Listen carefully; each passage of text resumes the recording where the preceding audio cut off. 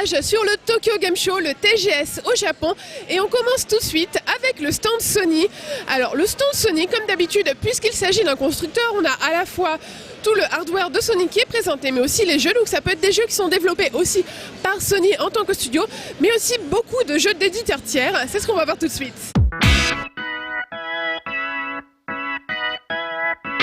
Comme chaque année, Sony occupait un des plus grands stands du Tokyo Game Show. Quoi de plus normal pour un constructeur sur son territoire qui est de plus éditeur et développeur, sans compter que Nintendo déserte le TGS depuis toujours. Niveau hardware, les consoles de salon PS3 et PS4 étaient évidemment présentes et de nombreuses personnes prenaient des photos du modèle Metal Slime, inspiré de Dragon Quest récemment dévoilé. Les PS Vita et PS Vita TV étaient aussi présentes, tout comme le nouveau périphérique de Sony permettant de jouer à la PS4 à distance depuis une PS Vita, mais aussi un téléphone Xperia ou une tablette. Le casque de réalité virtuelle Morpheus, qui avait fait grand bruit à son annonce au printemps dernier, était en démonstration sur le stand. En revanche, pas moyen de l'approcher malheureusement. Nous allons donc nous intéresser aux jeux. Parmi les titres développés par Sony, le plus mis en avant était Bloodborne, développé conjointement par Sony et From Software. Mais nous y reviendrons dessus dans le prochain classé 18+. Les jeux à l'ambiance violente ou horrifique étaient plutôt nombreux puisque dans les titres mis en avant, on trouvait aussi The Order 1886, développé par le studio Ready at Dawn. Un groupe de héros d'un mystérieux ordre dont le but premier est d'éliminer les loups-garous qui attaquent la ville de Londres. Ambiance victorienne, steampunk et fantastique au rendez-vous. Déjà sorti, Destiny, que l'on ne présente plus et qui sera critiqué la semaine prochaine dans son 1%, était aussi mis en avant pour vanter les mérites de la PS4. Action toujours située dans l'espace, contre des aliens mais en vue de dessus cette fois, on pouvait s'essayer à Helldivers, un jeu indépendant présenté lors de la Gamescom. Parmi les stars du stand, le jeu d'aventure horreur Until Dawn, développé par Supermassive Games, était jouable. Ces graphismes réalistes sont une vitrine parfaite pour les capacités techniques de la PS4.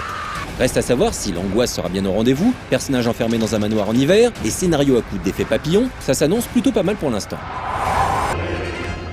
Avec seulement une vidéo disponible sur le stand, The Tomorrow Children est un jeu doté d'une ambiance SF bien particulière, ayant pour cadre la Russie soviétique, avec des aliens et des robots.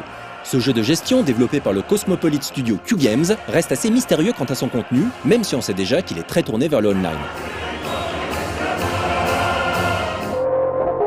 Pour finir avec les jeux Sony, il restait Murasaki Baby sur PS Vita. Ce jeu de puzzle aventure avec une direction artistique complètement émo et tout en noir, blanc et violet, comme l'indique son nom en japonais. Murasaki Baby demande de guider une petite fille dans diverses aventures à l'aide de l'écran tactile sans que son précieux ballon ne se crève. Le reste des jeux présentés sur le stand venaient d'éditeurs tiers ou de développeurs indépendants. Tout d'abord, sur PS3, l'heure était aux valeurs sûres, des suites de RPG japonais donc, avec Persona 5, Tales of Zestiria et le portage remake de la série Kingdom Hearts, au nom improbable de Kingdom Hearts HD 2.5 Remix. Persona 5 ne proposait lui qu'une vidéo, alors que les deux autres titres étaient jouables. Sur PS4, on trouvait The Evil Within, Biohazard Revelations 2, FIFA 15, Little Big Planet 3, Omega Quintet ou encore Dragon Ball Xenoverse. Le plus grand nombre de jeux se trouvait au final du côté de la PS Vita. On pouvait noter plusieurs gros titres comme God Eater 2 Rage Burst, Sengoku Musou Chronicle 3, Chaos Rings 3, Rise of Mana, Deadman's Cross, l'indéboulonnable simulation de baseball GQ Powerful Pro Yakyu 2014, Borderlands 2, Fate Holo Ataraxia, Phantasy Star Nova ou encore Gundam Breaker 2. À côté de ces stars, une place considérable était laissée aux jeux indépendants. En effet, Sony est en pleine opération séduction chez les indés. Les personnes développant un jeu seules peuvent enfin sortir leur création sur les consoles Sony au Japon. Jusqu'à maintenant, cela n'était autorisé qu'aux entreprises. Du petit au gros indé, type Mighty No. 9, il y en avait pour tous les goûts et tous les styles. Ce dernier n'était d'ailleurs disponible qu'en vidéo, tout comme la Mulana EX ou Maison de Mao. On pouvait jouer tranquillement et sans faire énormément la queue à divers titres comme Oli Oli, le jeu musical Dimo, ou encore le jeu d'action multi-récompensé Torkel. A noter aussi que Manga Kakelu, un logiciel de création de bande dessinée ressemblant à Comipo sur le principe, était présenté en vidéo. Pour finir, un hands-on sur l'un des titres PS4 les plus mis en avant par Sony, la simulation de course automobile Drive Club. C'est l'heure du hands-on sur le stand Sony. Alors il fallait trouver un jeu qui soit fait et édité par Sony, non pas un jeu d'éditeur tiers, qui ne soit pas 18+, et qui ne soit pas encore sorti. La tâche était très ardue, donc du coup j'ai porté mon dévolu sur Drive Club, sachant que je n'ai pas le permis. Je suis extrêmement nulle au jeu de voiture, je sais même pas combien il y a de pédales en fait là, avec les accélérateurs et les freins, donc ça promet d'être catastrophique. Donc j'ai le choix entre une Ferrari, une Aston Martin et une Mercedes-Benz, et je pense qu'on va aller dans ma Benz.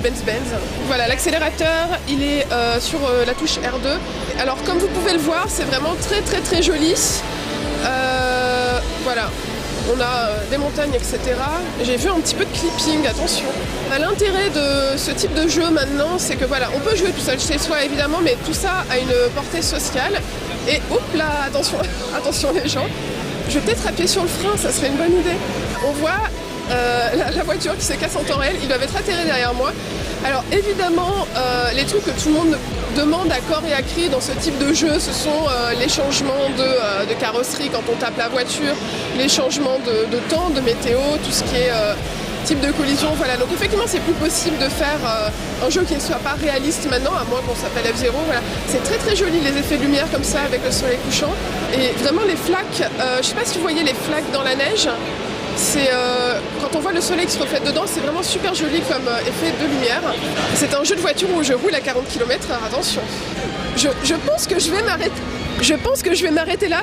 Et vous voyez, voilà, on voit bien les dégâts sur la voiture, c'est réaliste, c'est comme si j'avais conduit en réalité. C'était Drive Club. C'était un petit tour du stand Sony. Donc comme vous avez pu voir, ils ont quand même laissé la part belle aux indés qui prennent une place de plus en plus grande sur le stand. Et on trouve aussi pas mal de jeux 18+, voilà, plus typés gamer comme Bloodborne, etc. Parce que c'est ça qui plaît.